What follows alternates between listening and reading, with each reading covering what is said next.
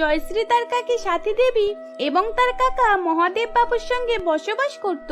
জয়শ্রীর কাকা কাকি খুবই অভদ্র মানুষ ছিলেন। তারা সব সময় জয়শ্রীর উপর অত্যাচার করত। জয়শ্রীর মা বাবা ছিল না। সে ছোটবেলা থেকেই তার কাকা কাকের কাছে মানুষ হয়েছে।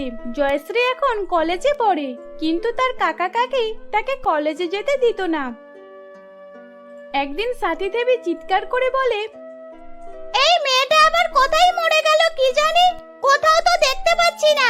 কখন সকাল হয়েছে, আমার মাথা যন্ত্রণা করছে, আর এখনো এক কাপ চা পেলাম না। আজকাল এই মেয়েটা ভালো উঠতে শিখে গেছে দেখছি, দানা গজিয়েছে, তাই জন্যই ওড়াউড়ি করছে। আমাদেরকে এই মেয়েটাকে বেঁধে রাখতে হবে, না হলে কখন যে উড়ে যাবে তা বোঝাই যাবে না। তখনই সেখানে জয়শ্রী চা নিয়ে আসে। জয়শ্রী তার কাকিকে চা দিয়ে বলে, কাকি এই নাও তোমার চা। জয়শ্রী তার কাকিকে যখনই চা দিতে যায়, তখনই সাথী দেবী চায়ের কাপে জোরে একটা হাত মারে এবং পুরো গরম চা সেখানেই পড়ে যায়। এই দেখে জয়শ্রী খুব ভয় পেয়ে যায়। কাকি, এটা তুমি কি করলে? চা ফেলে দিলে কেন? কাকির বাচ্চি, কখন থেকে আমি এখানে বসে রয়েছি এক কাপ চা খাবার জন্য, এতক্ষণ পর চা নিয়ে আসলি? এতক্ষণ ধরে কোথায় ছিলিস শুনি? তুই তো জানিস টাইমে যদি চা না পাই তাহলে আমার মাথা যন্ত্রণা করে আর আমার রাগ মাথায় উঠে যায়। এই বলে সাথী দেবী জয়শ্রীর চুলের মুঠি ধরে। তখন জয়শ্রী বলে, কাকি, কাকি দয়া করে আমাকে ছেড়ে দাও, আমার চুলের মুঠিটা ছাড়ো, কাকি আমার খুব লাগছে। ভালো করে একটা কথা শুনে রাখ, তুই আমাদের মেয়ে নয়, ঠিক আছে? যে আমরা তোকে চোখের মনে করে রাখবো।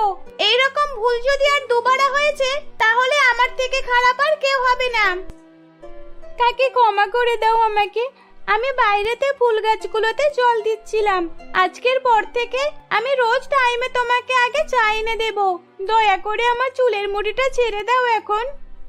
জয়শ্রীকে কাঁদতে দেখে সাথী দেবী তার চুলের মুঠি ছেড়ে দেয়। তারপর জয়শ্রী আবার চা গরম করে এনে দেয়। তারপর জয়শ্রী বাড়ির সমস্ত কাজ কাম মিটিয়ে কলেজে পৌঁছে যায়। ওখানে জয়শ্রীর বন্ধু আয়ান জয়শ্রীকে দেখে খুব খুশি হয়ে যায়। জয়শ্রী, শেষমেশ তুমি কলেজে তাহলে আসলে? এতদিন তুমি কোথায় ছিলে? পুরো 2 মাস পরে তুমি কলেজে আসলে। আমি রোজ তোমার জন্য অপেক্ষা করতাম। তখনই সেখানে জয়শ্রীর বান্ধবী রিম্পা চলে এসে বলে, জয়শ্রী আবার কোথায় যাবে? বাড়িতে থেকে থেকেই তো ওর কাকির অত্যাচার সহ্য করে। ওর কাকি তো ওকে কলেজে আসতে দেয় না। কি জয়শ্রী, রিম্পা এগুলো সত্যি কথা বলছে? হ্যাঁ আয়ান, রিম্পা ঠিকই বলছে, আমার কাকি আমাকে কলেজে আসতে দেয় না। জয়শ্রী, তুমি এত অত্যাচার কেন সহ্য করছো? তুমি তোমার কাকা কাকিকে ছেড়ে দাও না কেন?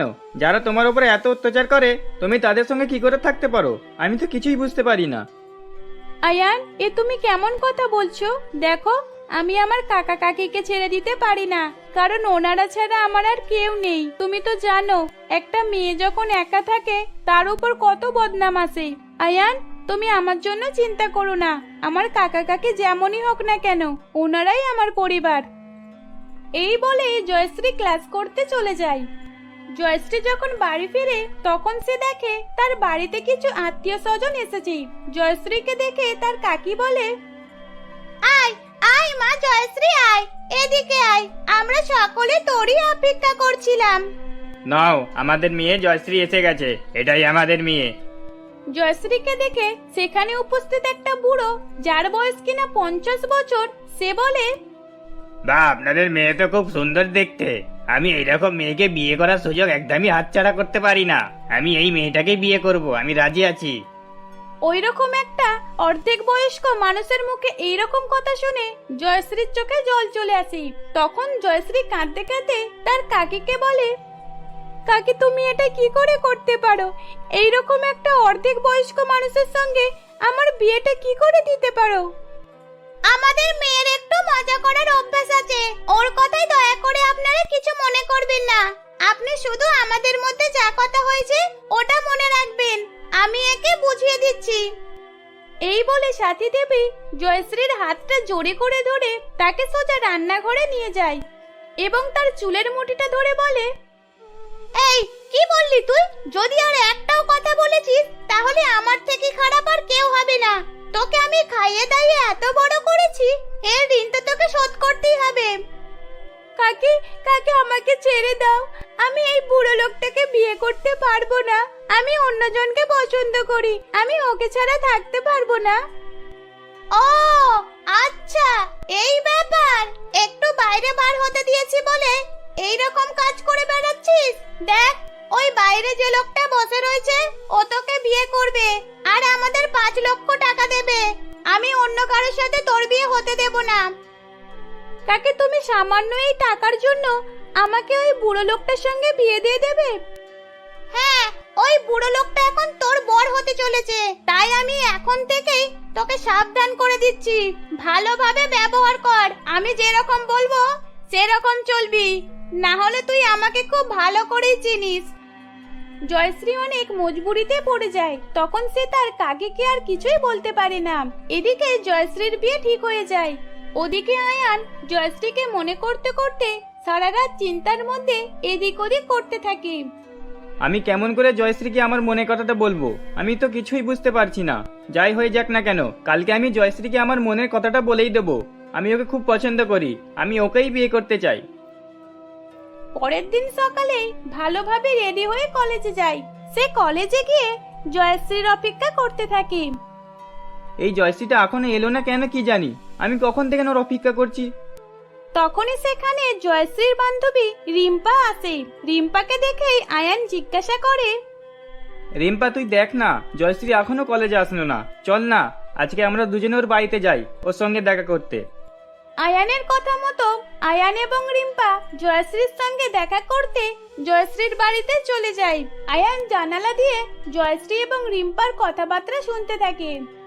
আমার কাকি একটা 50 বছরের বুড়োর সঙ্গে আমার বিয়ে ঠিক করে দিয়েছে। ওই লোকটা খুবই ধনী আর ওই লোকটা আমাকে বিয়ে করবে আর আমার কাকা কাকিকে অনেক পয়সা দেবে বলেছে। জয়শ্রী, আমি তোকে কিছু বলতে চাই, আয়ান তোকে পছন্দ করে। আমিও আয়ানকে পছন্দ করি, কিন্তু আমি কোনোদিন বলতে পারিনি। এইসব কিছু আয়ান শুনে নেয়। এই কথা শুনে মনে মনে আয়ান খুব খুশি হয়। তারপর রিম্পা জয়শ্রীকে বলে, শোন জয়শ্রী, এই লাস্ট সুযোগ, এটা তোকে নিজেকে নিতে হবে। কাল আমি আর আয়ান ওই কালী পাহাড়ের মন্দিরে তোর জন্য অপেক্ষা করব। যদি তুই চাস তাহলে কাল ওইখানে চলে আসবি।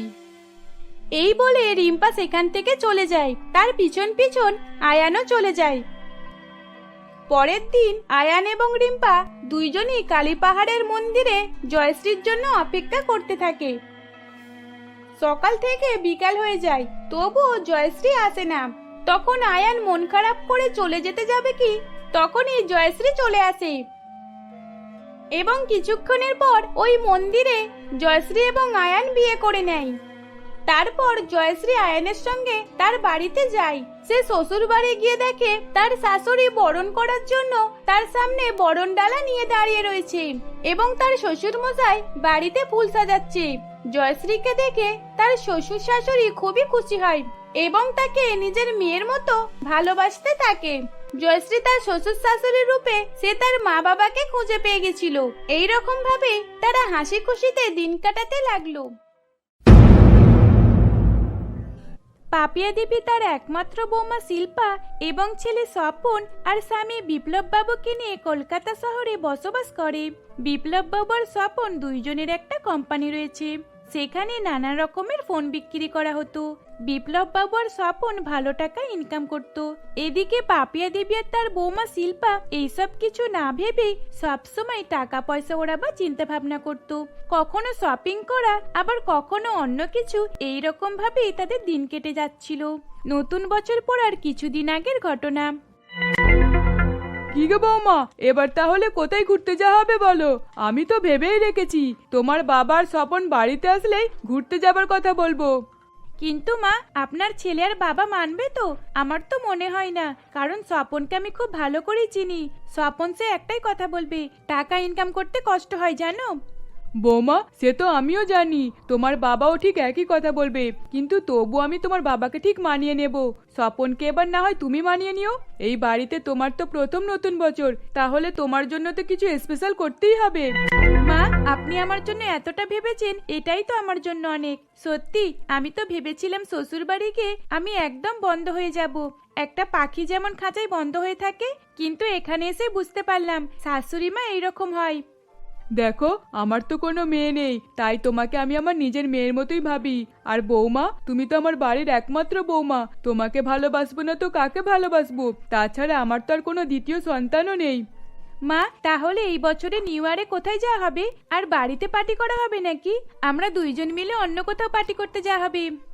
বৌমা, আগে ঘুরতে যাবার কথাটা তোমার বাবার স্বপনকে তো বলি, ওরা দুইজনে যদি মিলে যায় তাহলে আমরা 4 জনে মিলে ঘুরতে যাব। পার্টি তো নিউ ইয়ারের দিনই হবে, আর 31 ডিসেম্বরের রাতে আমরা দুইজনে মিলে চুপি চুপি নাইট ক্লাবে যাওয়া হবে পার্টি করতে। কি, নাইট ক্লাবে?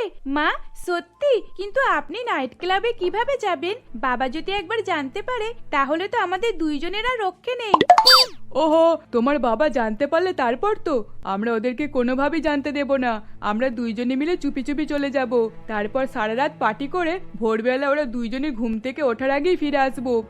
হ্যাঁ মা, এই কথাটা আপনি একদম ঠিক বলেছেন। এই প্ল্যানটা যদি সাকসেসফুল হয়ে যায় তাহলে আমরা বাড়িতেই রোজের এইরকম ভাবেই চুপি চুপি পার্টি করা হবে।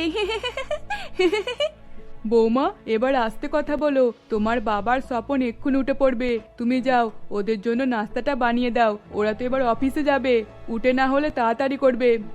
শাশুড়ি মায়ের কথা মতো শিল্পা শ্বশুর মশাই আর স্বপনের জন্য নাস্তা বানাতে চলে যায়। কিছুক্ষণ পর তারা ঘুম থেকে ওঠে, তখন শিল্পা তাদেরকে নাস্তা দেয়। তারা দুইজনেই নাস্তা খেয়ে অফিসে চলে যায়। তারা চলে যাবার পর পাপিয়া দেবী আর শিল্পা একে অপরের সঙ্গে যুক্তি করতে থাকে। বৌমা, এখানে এসো, তোমার সঙ্গে একটা কথা আছে। দেখো, এখন আর বাড়িতে কেউ নেই, এখন আমরা দুইজনে মিলে শান্তিভাবে কথা বলতে পারবো, আর কেউ শোনবার মতোও নেই। হ্যাঁ মা, বলুন, কি বলতে চান? বৌমা শোনো, আমরা যখন নিউ ইয়ারের পার্টিতে যাব তখন কিন্তু দুইজনে মিলে অনেক মজা করব, আর হ্যাঁ, ড্রিঙ্কও করা হবে। মা, এটা কি বলছেন আপনি? ড্রিঙ্ক? কিন্তু ড্রিঙ্ক করলে যে বাবার স্বপন অনেক রেগে যাবে, তখন আমরা পুরোপুরিভাবে ভেসে যাব, আর বাড়িতে আসলে ওরা তো বুঝতেই পেরে যাবে, তখন কি হবে? আরে বাবা বৌমা, তুমি এত চিন্তা করছো কেন? বলে দেবো বৌমার অনেক বন্ধু বান্ধবীরা ছিল, ওরাই জোর করে খাইয়ে দিয়েছে। এই বলে পাপিয়া দেবী আর তার বৌমা হাসতে থাকে। এইরকম ভাবেই দেখতে দেখতে বেশ কিছুদিন অতিবাহিত হয়ে যায়। 31 ডিসেম্বরের রাত চলে আসে। রাত্রেবেলা পাপিয়া দেবী স্বপন আর তার বাবাকে বলে, স্বপন, আর হ্যাঁ শুনছো, তোমার সঙ্গেও কিছু কথা রয়েছে। আমরা খাবার খাওয়ার আগে আমরা শাশুড়ি বৌমা তোমাদের দুইজনকে কিছু কথা বলতে চাই। হ্যাঁ মা, বলো কি বলতে চাও। কিন্তু শোনো, আমি আগে থেকেই বলে দিচ্ছি, আমি আর একটা টাকা পয়সা তোমাদেরকে দিতে পারবো না। তোমরা দুজনে মিলে বাড়িতে বসে বসে রোজ রোজ পার্টি করছো। কয়েকদিন হলো দেখছি তোমরা শাশুড়ি বৌমা বিরিয়ানি কোকোকোলা অর্ডার করে খাচ্ছ। আরে বাবা, আমার কথাটা তো শোন, আমি তো ঘুরতে যাবার কথা বলছিলাম। দেখ না, কালকে তো নতুন বছর, কালকে যদি আমরা 4 জনে মিলে কোথাও ঘুরতে যাই তাহলে তো অনেক মজা হবে বল। আর এই বাড়িতে বৌমার তো এটা প্রথম নতুন বছর, আমি ভাবছি বৌমার জন্য কিছু স্পেশাল হওয়া দরকার। কিন্তু মা, ঘুরতে যাওয়ার জন্য অনেক সময়ের দরকার, আর অনেক টাকার দরকার। আমি তোমাদের দুজনকে বলেই দিয়েছি আমি আর টাকা পয়সা দিতে পারবো না। যদি বাবা দেয় তাহলে তোমরা যেতে পারো, ঘুরতে গেলে আমার হবে না। দেখলেন তো মা, আমি জানতাম আপনার ছেলে ঠিক একই কথা বলবে। যখনই ঘুরতে যাবার কথা বলি তখনই ঠিক আমাকে এই কথাটাই বলে দেয়। তাই জন্য আমি আর আপনার ছেলেকে কিছুই বলি না, আপনার মুখের উপরে কথা বলে দিল। মা, যাওয়াটা ক্যান্সেল করে দিন। স্বপন বাবা, তুই বৌমার সঙ্গে কেন এরকম ব্যবহার করছিস? বৌমা তো আমাদের সকলকে নিয়ে ঘুরতে যেতে চাই, সময় কাটাতে চাই, আর তুই সেই সময়টা দিতে পারছিস না। শুধু কাজ আর কাজ, এটা করলে চলবে নাকি? পাপিয়া দেবীর কথা শুনে স্বপন নিজের রুমে গিয়ে শুয়ে পড়ে। স্বপনকে দেখে তার বাবাও নিজের রুমে গিয়ে শুয়ে পড়ে। তখন পাপিয়া দেবী তাদের দুইজনকে চিৎকার করে বলে, দেখেছো বৌমা, দেখেছো, এদেরকে তো কিছুই বলা যাবে না। বাবার ছেলেটা দুইজনই সমান। আমি একটুখানি কথা বলতে না বলতেই এরা খাবার না খেয়ে চলে গেল। ঠিক আছে, আমরা তোদেরকে কিছুই বলবো না। আর হ্যাঁ, তোরাও আমাদের কথা শুনে রেখে দে, এবার আমরা শাশুড়ি বৌমা যা করব আমাদের আর কিছুই বলবি না। নিজেদের ইচ্ছে মতো আমরা সবকিছু করব। পাপিয়া দেবী যখন এইসব কথা বলছিল তার বৌমা মনে মনে অনেকই খুশি হচ্ছিল। সেও তার শাশুড়ি মায়ের মনের কথা জানতো, কেন পাপিয়া দেবী এইসব কথা বলছিল। এইরকম ভাবেই দেখতে দেখতে সকাল হয়ে যায়, নতুন বছরও পড়ে যায়। নতুন বছরে শাশুড়ি বৌমা খুবই খুশি ছিল। সকালবেলা স্বপন আর তার বাবা চা নাস্তা খেয়ে অফিসে চলে যায়। তারপর পাপিয়া দেবী তার বৌমাকে বলে, বৌমা, আজকে আমরা পার্টি করতে যাওয়া হবে নাইট ক্লাবে, আর ওখানে গিয়ে ড্রিঙ্ক করা হবে। আমার তো এখন থেকেই মজা লাগছে।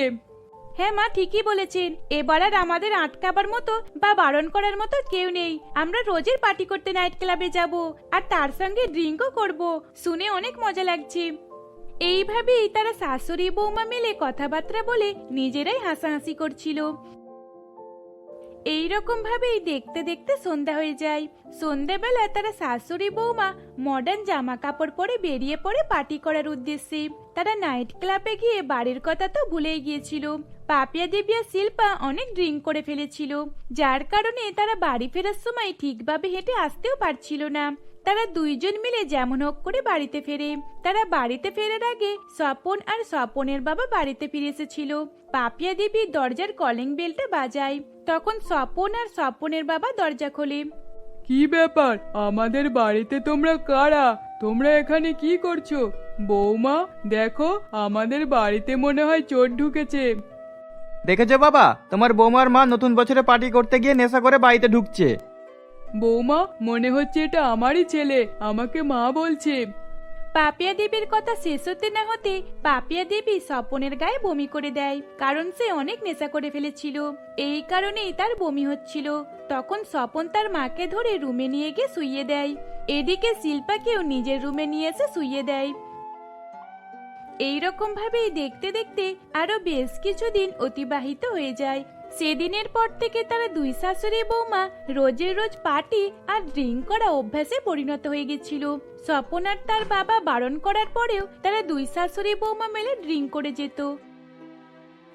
এমনই একদিন পাপিয়া দেবীর পেটের খুবই যন্ত্রণা হয়। তখন শিল্পা স্বপনকে আর তার শ্বশুর মশাইকে ফোন করে। তারা বাড়িতে এসে পাপিয়া দেবীকে হসপিটালে নিয়ে যায়। ম্যাডাম, আপনি আমার শাশুড়ি মাকে একটু ভালো করে চেক আপ করুন না। দেখুন না ওনার কি হয়েছে। সকাল থেকে পেটের যন্ত্রণা শুরু হয়েছে, এখনো পর্যন্ত ভালো হবার নামই নিচ্ছে না। আমি তো শাশুড়ি মাকে পেটের যন্ত্রণার বড়ি খাওয়ালাম, কিন্তু তাতেও কিছু হচ্ছে না। তাতে কিছু হবে কিভাবে? এই যে পেটের যন্ত্রণা অন্য কারণে হচ্ছে। আচ্ছা, একটা কথা বলুন তো, আপনার শাশুড়ি মাকে ড্রিঙ্ক করে? অন্য কারণে? শাশুড়ি মা, আসলে ম্যাডাম, মায়ে একটু একটু ড্রিঙ্ক করে। শিল্পা, ডাক্তার ম্যাডামের কাছ থেকে কোনো কথা লুকিয়ে লাভ নেই, কারণ ডক্টর ম্যাডাম আগে থেকে বুঝতে পেরে গেছে মা ড্রিঙ্ক করে, তাই জন্য এই কথাটা জিজ্ঞাসা করেছে। ম্যাডাম, আপনি ঠিকই ধরেছেন, আমার মা আর স্ত্রীকে অনেকবারই বারণ করেছি, কিন্তু তবু এনারা আমাদের কোনো কথাই শোনেনি। নতুন বছরে পার্টি করতে গিয়ে সেই যা ড্রিঙ্ক করতে ধরলো, আর আজ পর্যন্ত এদের ড্রিঙ্ক করা শেষ হচ্ছে না। আসলে স্বপন, তখন থেকে আমাদের অভ্যাসে পরিণত হয়ে গেছে, তাই আমরা ড্রিঙ্ক না করে থাকতেই পারি না। আর আমি যদি একদিন বারণও করি, কিন্তু মা আমার কথা তো কোনো শুনতেই চায় না। দেখুন, শুনতে চান না? এবার তো শুনতেই হবে। এই ড্রিঙ্ক করার ফলে লিভার খারাপ হতে চলেছে, ওখানে ক্যান্সার দেখা দিয়েছে। এবার জানি না আমরা কিভাবে সুস্থ করব। কিছু ওষুধ দিয়ে দিচ্ছি, যদি কিছু না হয় তাহলে অন্য কিছু ব্যবস্থা করতে হবে। কিন্তু হ্যাঁ, ড্রিঙ্কের থেকে এখন বহু কোষ দূরে থাকতে হবে। আর হ্যাঁ, ওনাকে রেস্টে রাখবেন। এই বলে ডাক্তার ম্যাডাম সেখান থেকে চলে যায়। তারপর শিল্পা, স্বপন আর স্বপনের বাবা পাপিয়া দেবীর সঙ্গে দেখা করতে যায়। তখন পাপিয়া দেবী নিজের ভুলটা বুঝতে পারে, আর শিল্পাও ভুলটা বুঝতে পারে। পাপিয়া দেবী কাঁদতে কাঁদতে স্বপন আর তার বাবার কাছে ক্ষমা চেয়ে নেয়। শিল্পাও তাদের দুইজনের কাছে ক্ষমা চেয়ে নেয়। কিছুদিন পর হসপিটাল থেকে বাড়িতে ফিরে আসি। ডাক্তারের চিকিৎসা চলার পর বেশ কিছু মাস পর পাপিয়া দেবী একদম সুস্থ হয়ে যায়। তখন পাপিয়া দেবী ড্রিঙ্কের নাম আর মুখেই নিত না। এইরকম ভাবেই তারা শাশুড়ি বৌমা ড্রিঙ্ক করা ভুলে গিয়েছিল।